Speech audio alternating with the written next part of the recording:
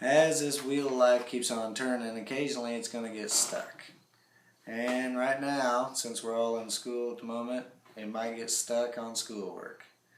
Now, I want to share one of my favorite techniques for finding control when it comes to your schoolwork.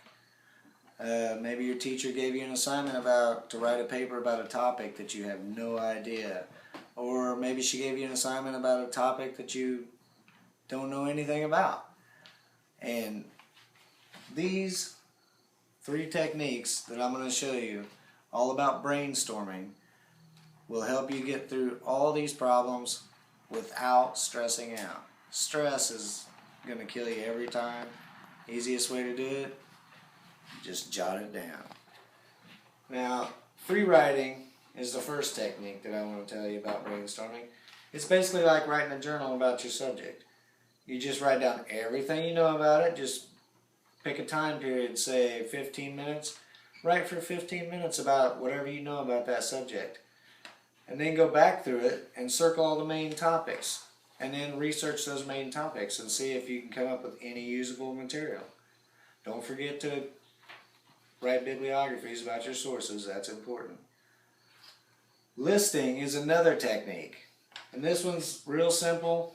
Basically an outline, but I think it's kind of restrictive. You basically put a topic, another subtopic, maybe break it down to another subtopic after that. Like say you're writing a paper on dogs.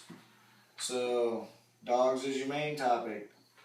And let's say subtopics on their hair, teeth, and I don't know, what's another good one? Their eyes.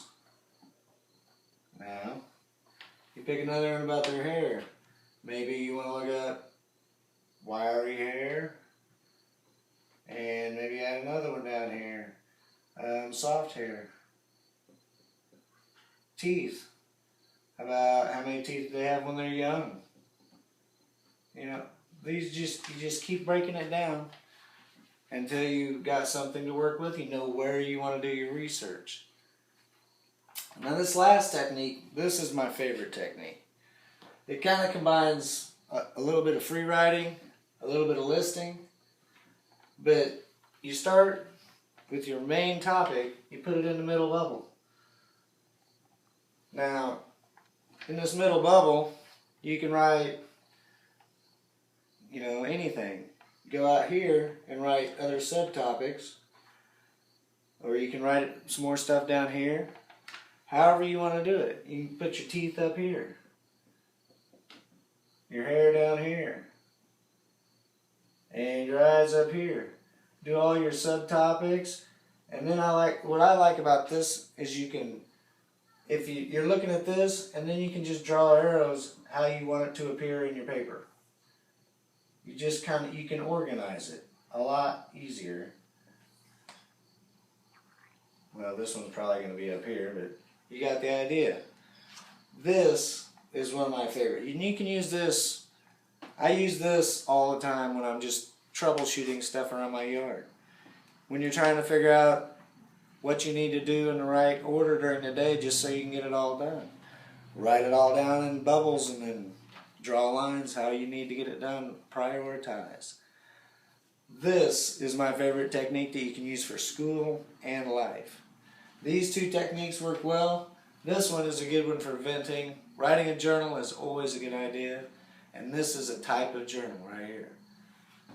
Listing, everybody does lists. I do a grocery list every Friday, and it works well, but I believe it's kind of restricting. Other than that, it works good for brainstorming in school. Now, these are good techniques to heighten your critical thinking because they make you associate different things with different topics. This one, maybe your research leads you into another bubble down here that's health factors. Depends on where your research leads you. You can just draw another bubble. And then you can make another list down here. Now when you're doing a list right here, it's kind of hard to add another subgroup in there unless you're on the computer. Free writing, you just write a couple more sentences, see where it takes you. This might be one of the hardest to organize into paper form. This one might be the easiest, but I prefer this one. It heightens critical thinking because you think about different things. It's a very effective way of organizing your thoughts. And my favorite thing about it is when you're freaking about your schoolwork, it lets you write it all down and you can organize it in your head without freaking out. The stress is a bad deal. This is a way of eliminating the stress and still being productive about it. Because you can do this at any time of the day. Before you go to bed, just write out a quick cluster of what you think your paper might be about. The next day you look at it and some of it will make sense and some of it you'll just instantly cross out. While you're waiting at the doctor's office, sit down and brainstorm a little bit. Write a little free write about something that you're thinking about doing as a project. It all works well, in school especially, but it also can be transferred to day-to-day life. Now, I hope you use this information, and have a good evening.